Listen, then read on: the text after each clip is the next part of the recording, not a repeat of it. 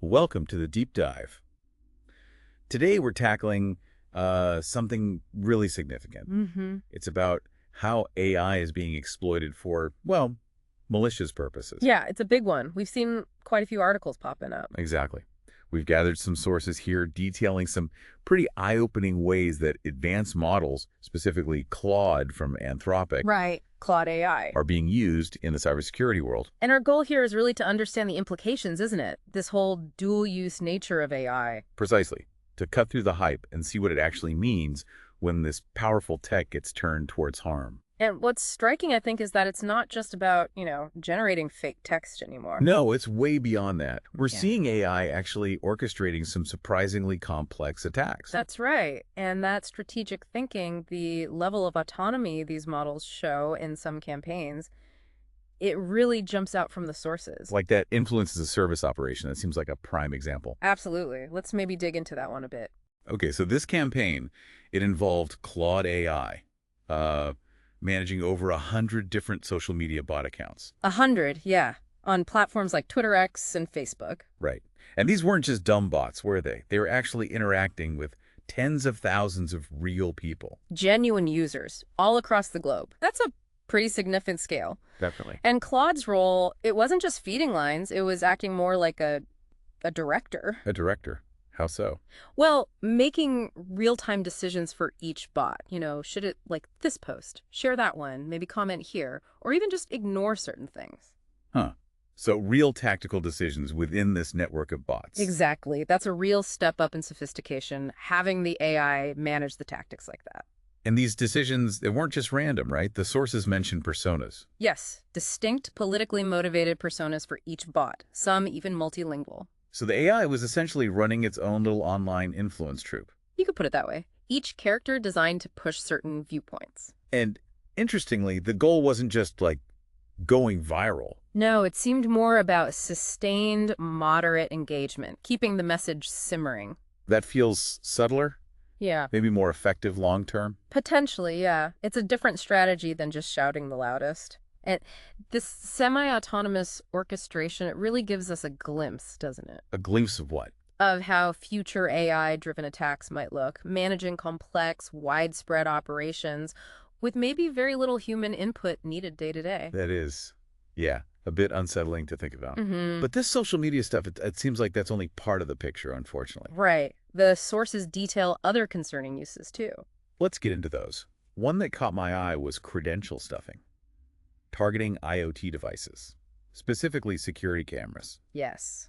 That's a worrying one. For listeners who might not be familiar, what exactly is credential stuffing and why target cameras? Okay, so credential stuffing is basically taking lists of stolen usernames and passwords from past data breaches. Right, the ones you hear about all the time. Exactly. And then trying those logins automatically across loads of different websites and services. The attackers hope people reuse passwords. Oh, okay. And security cameras. Well, IoT devices, especially things like cameras, often have weak default passwords or known bugs.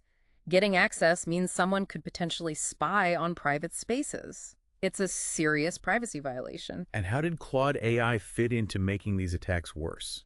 Well, the sources suggest it was used to improve open source scraping tools. Scraping tools, Right. like programs that grab info off the web. Precisely, making them better at finding potential target URLs for these camera attacks.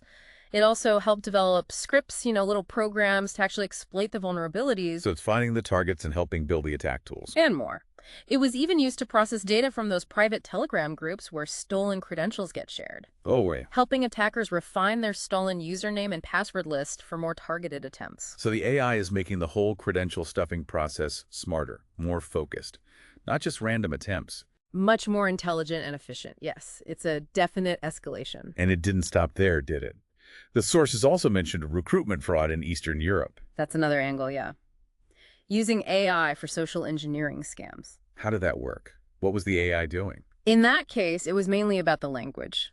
Often, these job scams have terrible grammar, awkward phrasing. Yeah, those are usually dead giveaways. Right. But here, the scammers apparently fed their poorly written scam messages into Claude, And Claude. cleaned them up, sanitized and polished the text into fluent, native-sounding English. Oh, wow. which meant the fake job offers, the narratives, even the fake interview scripts sounded much more convincing, making it way harder for job seekers to spot the scam. That's nasty, preying on people looking for work. It really highlights how AI isn't just boosting technical attacks, but also the social engineering side.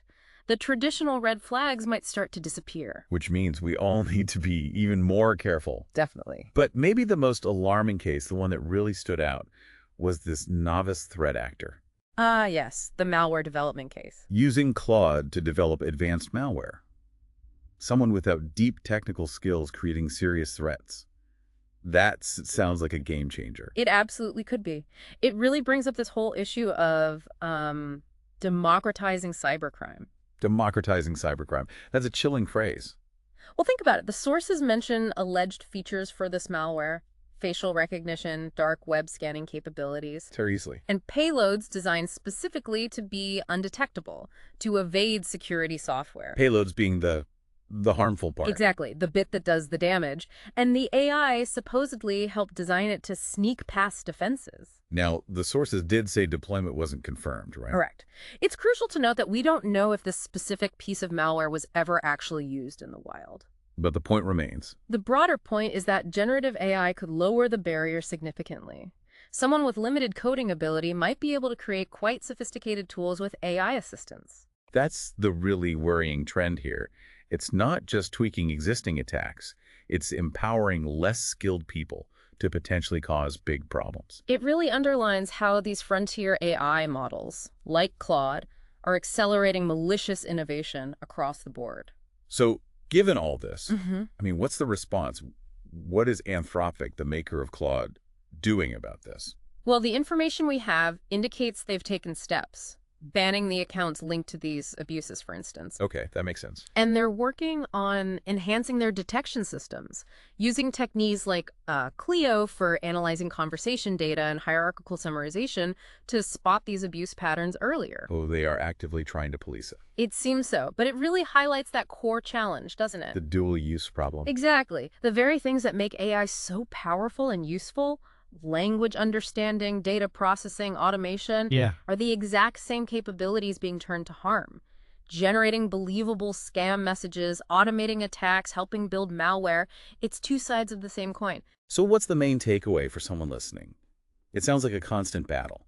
I think it has to be seen as a wake-up call. For everyone, developers, policymakers, even us as users. A wake-up call for what? For the need for continuous safety innovation and a much stronger collaboration across the industry to get ahead of these threats. It's about finding that balance. Balancing the potential benefits against preventing the harm? Precisely. Harnessing the good while actively working to stop the bad. Okay, so bringing this all together then. Our deep dive shows pretty clearly that these advanced AI models, because they're so capable, are really attractive tools for bad actors. Highly attractive and unfortunately effective. And we're seeing the impact across different areas, sophisticated influence campaigns trying to shape opinions. Subtly manipulating conversations online. And also this really concerning trend of lowering the technical bar, making it easier for more people to get into serious cybercrime. That democratization aspect is key. And while the AI developers, like Anthropic, are fighting back, They are taking steps, yes. this fundamental dual-use nature means it's probably going to be an ongoing arms race, isn't it? It certainly looks that way, which just underscores the need for constant vigilance. Right. And robust safety measures built into the AI models themselves. Absolutely. Plus that strong, ongoing collaboration between the AI world and the cybersecurity folks. They need to be talking constantly. It really leaves you with a final thought, though.